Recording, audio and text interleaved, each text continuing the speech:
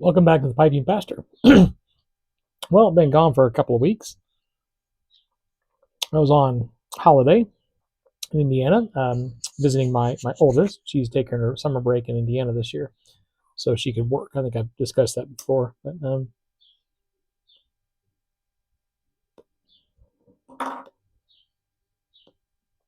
while I was there, I was just catching up with family and visiting folks and things like that. So just did not have time to squeeze a video in. And quite frankly, I was like, you know what?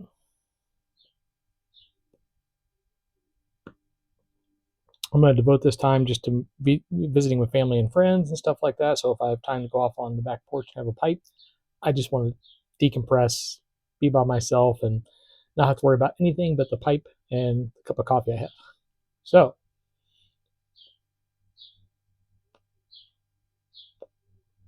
we are back now, though, in 102-degree El Paso. I did not realize how much I missed moderate temperatures and green until I was there for a couple of weeks. And then I returned to the 102-degree brown desert. So a lot of great things about this area of the country, but I'll be honest with you, I'm just not a fan of the American Southwest. A lot of people love it here, and it's become a greater retirement area. People are opting for like Arizona and West Texas and so forth as a cheap alternative to Florida, where you can actually still get homeowners insurance.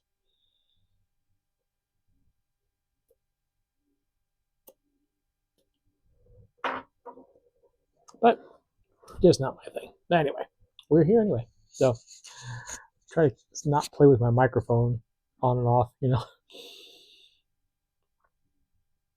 I've been gone for 2 weeks, so undoubtedly it's probably going to die halfway through this video. We'll find out. For this video today, I'm smoking in my Boswell billiard pipe here. I'm smoking the unsweet tea from Cornell and Deal. It's part of their Briarworks series, and they have the unsweet tea and the sweet tea.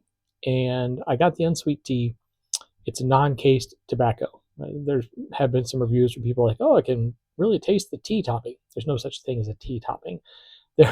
It's an Oriental and Virginia mixture with some black Cavendish to help the blending process. And the result of the bright Virginias and the Oriental mixing kind of tastes like tea, like iced tea. And then they have a sweet tea version, which is the exact same blend cased with sugar. And I got the unsweet version because I wanted the uncased tobacco. And it's okay. It's not one I would normally reach for. Certainly not one I'm going to buy again. I definitely would not cellar this. I would not keep this around. But over my 2 weeks in Indiana, I kind of came to the conclusion that I need to start smoking some of the tobaccos that I wouldn't normally reach for. So the ones that on my rating scale rated as good enough to smoke, not good enough to buy again, definitely not good enough to cellar. So they just kind of sit in my tobacco cabinet because they're not bad, but they're also not good. So if I have an option between that one and one I really like, then usually I'm going to go for the one I like. And so this time I was like, you know what? I need to start just smoking through these because I'm not going to sell them. I'm not going to keep them. I'm not going to buy them again. I just need to get them out of the cabinet. So it's like Billy Bud from Cornell and Deal. And there's another one, and I can't remember the name of it now because I popped it out, put it in a jar, and didn't label it because I wasn't going to keep it around. But it was another Cornell and Deal blend that I thought was okay, but not great. So on my trip, I brought both of those with me.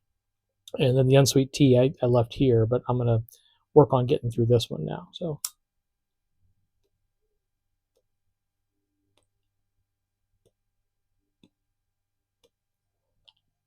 they're very moist.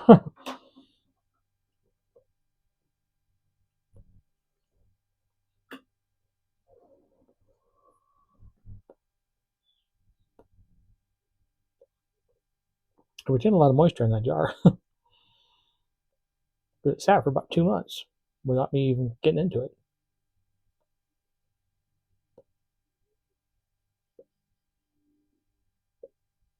Well, what I wanted to talk about today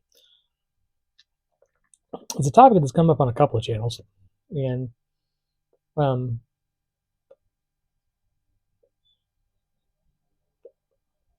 I guess I would label it like intergenerational complaining, right? About the baby boomer generation, most pointedly, because we're reaching the retirement time for them.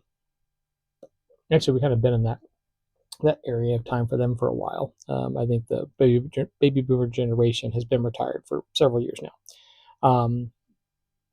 But not only has this come up on a couple of channels, it's a conversation I had with my daughter when I was out visiting in Indiana.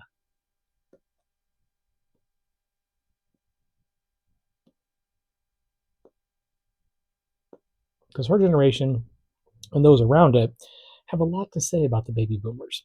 Um, I'm Generation X, so we just kind of sit on the sidelines and watch the world burn, right?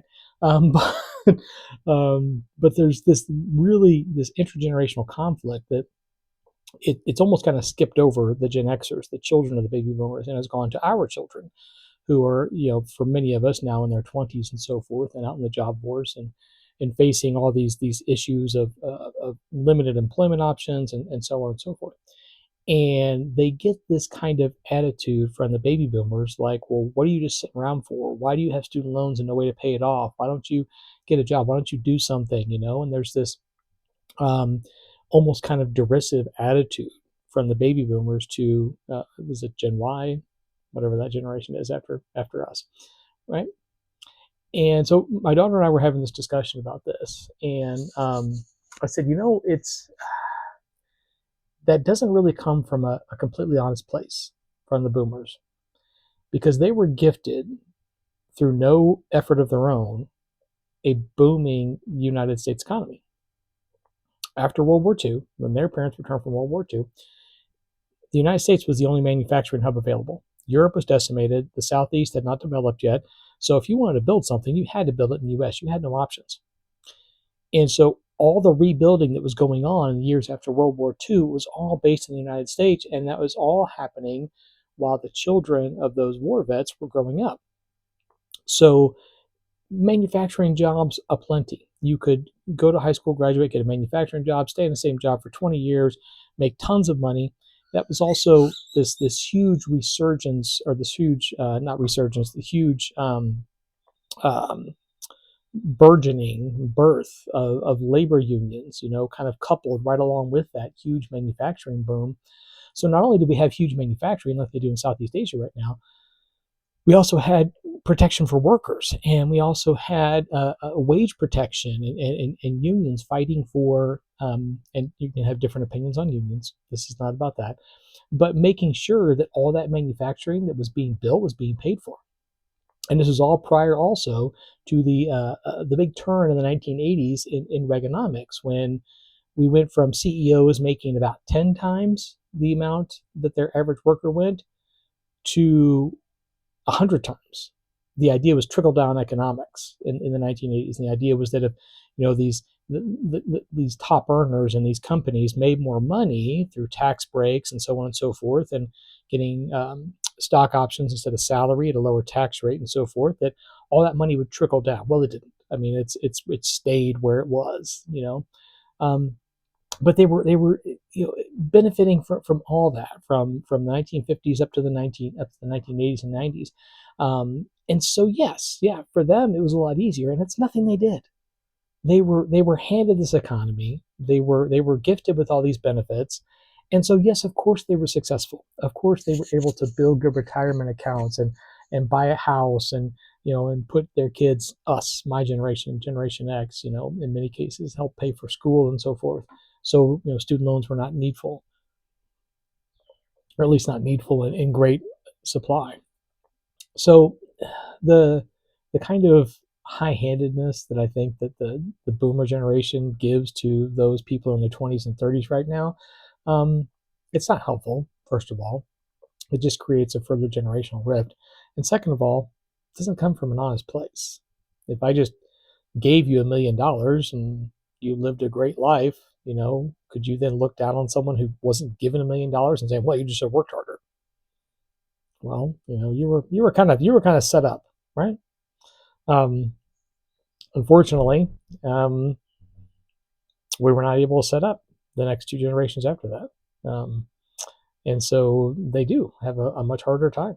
A dwindling economy, economy that's been on the downturn for quite a while, loss of manufacturing, and the burgeoning growth of AI and technology. We're like, oh well, it creates technology jobs instead of manufacturing jobs. That was the mantra during the Clinton administration, that we just have to get smarter. And instead of graduating high school and going to work in a factory, you graduate high school, go to college, get a degree in computer science, and go to work for a computer engineering company, make 10 times the amount of money. It evens out. You can pay off your student loans with the extra salary, and then you're fine, you're good to go. That hasn't worked out either, because as technology has increased in power and increased in aptitude, it's gotten rid of technological jobs as well. And with the AI boom right now, why hire one person at a salary and benefits and everything when you can just plug in an AI model to do the exact same work and write algorithms for you? So they're in a position where they're kind of lost. They're in a downturn economy, and there's really no way to turn. So I think the boomers should, at the very least, think about where they came from, what they were given, and maybe the next time they have a talk with their, you know, grandkids or people of that generation, um, have a little bit of empathy and realize what they're coming from is not where you came from. So, all right, well, I'm going to turn back to my iced coffee because it is a million degrees here in Texas. Hope you have a lovely week. As always, happy reading.